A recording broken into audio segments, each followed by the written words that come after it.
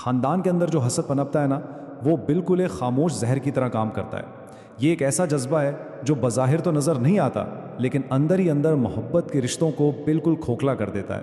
تو آئیے آج میجر ریٹائرڈ طارق محمود کے کام کی روشنی میں اس بہت ہی پیچیدہ مسئلے کی گہرائی کو سمجھنے کی کوشش کرتے ہیں۔ یہ سوال جتنا عام ہے، سچ پوچھیں تو اتنا ہی تکلیف دہ بھی ہے کہ کسی اپنے کی کامیابی پر خوش ہونے کے بجائے دل میں ایک عجیب سی چبھن کا احساس کیوں ہوتا ہے۔ یہی وہ احساس ہے جو ہمیں اس تجزیے کے بالکل مرکزی خیال یعنی خاندانی حسد سے براہ راست جوڑتا ہے۔ میجر ریٹائرڈ طارق محمود حسد کے لیے ایک بہت ہی طاقتور استعارہ استعمال کرتے ہیں، خاموش زہر۔ سوچئے، یہ ایک ایسا زہر ہے جو باہر سے نظر نہیں آتا، لیکن اندر ہی اندر یہ چپکے سے محبت اور اعتماد کی بنیادوں کو کھا جاتا ہے۔ یہ سمجھنا بہت ضروری ہے کہ خاندانی حسد صرف کسی کی چیز کی خواہش کا نام نہیں ہے، نہیں، اس کی جڑیں بہت گہری ہیں۔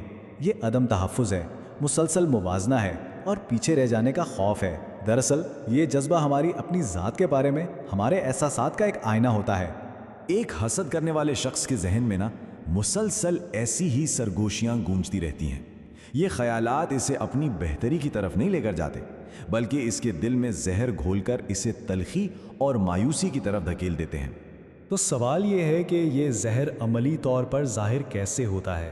اس کی علامات اکثر بہت ہی لطیف ہوتی ہیں۔ آئیے اس کی شروعات بھائیوں کے درمیان پائے جانے والے ایک افسوسناک رویے سے کرتے ہیں۔ جیسا کہ طارق محمود نشاندہی کرتے ہیں، حسد شاذ و نادر ہی کھلے عام سامنے آتا ہے۔ یہ چھپ کر وار کرتا ہے، غیبت کی صورت میں، کامیابیوں کو معمولی بنا کر یا پھر کردار پر حملہ کر کے۔ یہ خود کو بہتر بنانے کی کوشش نہیں، بلکہ دوسرے کو نیچے گرانے کی ایک سازش ہے۔ اور یہی تو اصل المیہ ہے۔ اس کھیل میں کوئی فاتح نہیں ہوتا۔ ایک بھائی اپنی کامیابی میں تنہا رہ جاتا ہے اور دوسرا اپنی تلخی اور موازنے کی آگ میں جلتا رہتا ہے۔ آخر میں دونوں ہی اپنا ذہنی سکون اور ایک قیمتی رشتہ کھو دیتے ہیں۔ اچھا، اب ذرا بات کرتے ہیں کہ یہ جذبہ خواتین کے درمیان کیسے ظاہر ہوتا ہے۔ یہاں حسد کی شکل اکثر زیادہ جذباتی اور پوشیدہ ہوتی ہے، جیسے کہ بالواسطہ طنز یا پھر جذباتی ہیرا پھیری کے ذریعے۔ یہی وہ میدان ہے جہاں اکثر ایک خاموش مقابلہ جنم لیتا ہے۔ مصنف کے الفاظ میں بہنوں کا خوبصورت رشتہ ایک خاموش میدان جنگ میں بدل جاتا ہے، جہاں ایک دوسرے کی خوشی منانے کے بجائے ہر بات پر موازنہ اور مقابلہ شروع ہو جاتا ہے۔ اب تک ہم نے علامات کی بات کی ہے، آئیے اب اس تجزیے کو آگے بڑھاتے ہیں اور ان بنیادی وجوہات کو سمجھتے ہیں جن کی نشاندہی میجر ریٹائرڈ طارق محمود نے کی ہے کہ آخر یہ زہر خاندانوں میں پنپتا ہی کیوں ہے۔ یہ 7 عوامل حسد کے لیے ایک زرخیز زمین تیار کرتے ہیں۔ جب خود اعتمادی کی کمی ہو اور اس پر مسلسل موازنے اور والدین کے غیر منصفانہ رویے کا اضافہ ہو جائے تو یہی وہ بیج ہیں جو وقت کے ساتھ حسد کا ایک زہریلا درخت بن جاتے ہیں۔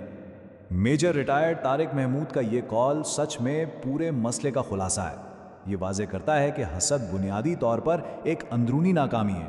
جب انسان اپنے اندر جھانکنا اور خود کو سمجھنا چھوڑ دیتا ہے تو حسد جیسی منفی سوچیں اس کے دل و دماغ پر حاوی ہو جاتی ہیں۔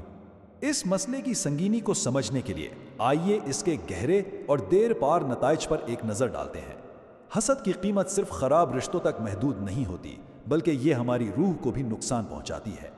یہ سلائیڈ بہت واضح طور پر دکھاتی ہے کہ کسی اپنے کا حسد کسی اجنبی کے حسد سے 1000 گنا زیادہ تکلیف دہ کیوں ہوتا ہے۔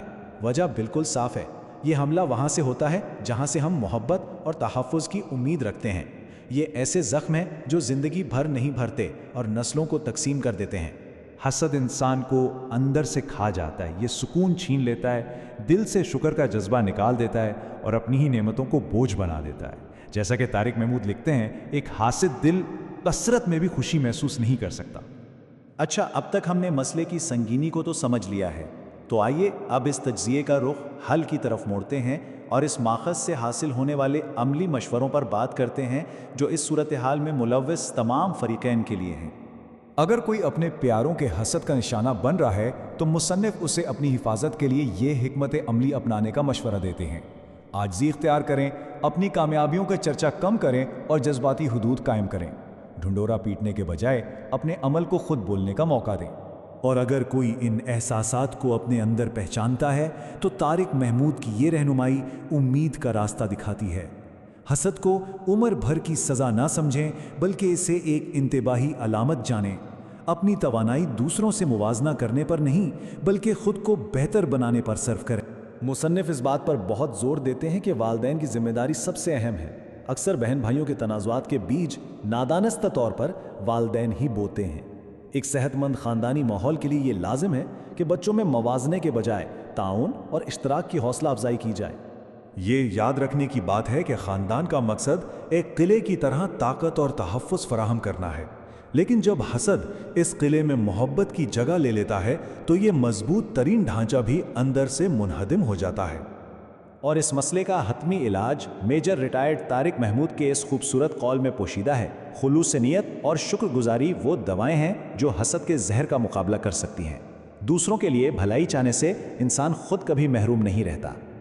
आइए इस तज्जिए को इस एक आखिरी और बहुत अहम सवाल पर ख़त्म करते हैं। ये सवाल सिर्फ सोचने के लिए नहीं बल्कि अमल करने और अपने रिश्तों में हकीकी तब्दीली लाने के लिए है। इस पर ज़रूर गौर कीजिएगा कि शुक्र